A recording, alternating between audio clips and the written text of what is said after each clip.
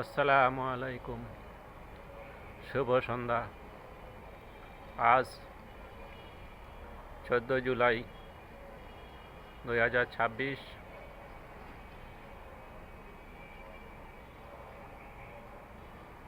আজ থেকে 2 বছর আগে 24 জুলাই স্বৈরাচার পতনের আন্দোলন শুরু হয়েছিল। তার 2 বছর পূর্ণ হতে চলছে। এই সময় গত কয়েকদিন ধরে দেশে প্রবল বৃষ্টি এবং বৃষ্টিপাতের ফলে দেশের বিভিন্ন জেলা, বড় বড় শহর, বিভাগীয় শহর, চট্টগ্রাম, ঢাকা প্রায় পানিতে নিমজ্জিত। সেই সঙ্গে চলছে এইচএসসি পরীক্ষা। এই পরীক্ষার স্থগিত হওয়া এবং না হওয়া নিয়ে, পরীক্ষা বন্ধ হওয়া এবং না হওয়া নিয়ে চলছে চরম উত্তেজনা। মাননীয় শিক্ষামন্ত্রী এর মধ্যে তার খেয়ে হারিয়ে ফেলেছেন। তার চিন্তাভাবনা বিকৃতি ঘটতে শুরু করেছে। এসেছিলেন আমেরিকান পদ্ধতিতে বাংলাদেশের শিক্ষা ব্যবস্থা চালু করার, কিন্তু এসে তিনি হয়ে গেছেন অন্যটা।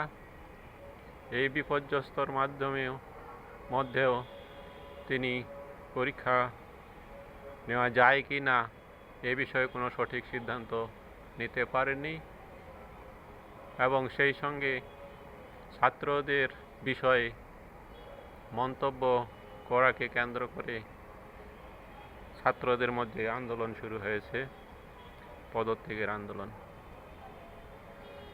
তাই বর্তমান সরকারের মাননীয় প্রধানমন্ত্রীকে এ বিষয়ে দৃঢ় চিন্তাভাবনা করা উচিত। এই মাত্র 6টি মাস হতে চলেছে। এরই মধ্যে বিভিন্ন মন্ত্রীর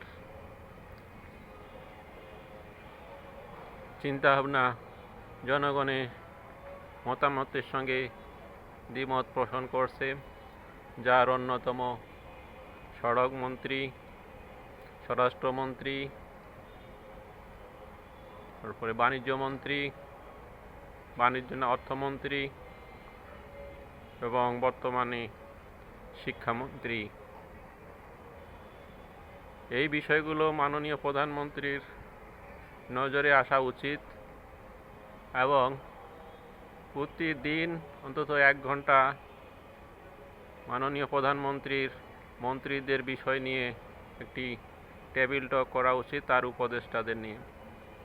এতে করে কোন মন্ত্রণালয়, কোন মন্ত্রীর কীরূপ অবস্থা এবং দেশের জনগণের সঙ্গে মন্ত্রীদের দূরত্ব তৈরি হচ্ছে কিনা এবং কী বিষয় নিয়ে দ্বন্দ্ব বাড়ছে, এগুলো পর্যালোচনা করা এবং মুহূর্তের মধ্যে ডিসিশন নেওয়া একটি গুরুত্বপূর্ণ কাজ হয়ে গেছে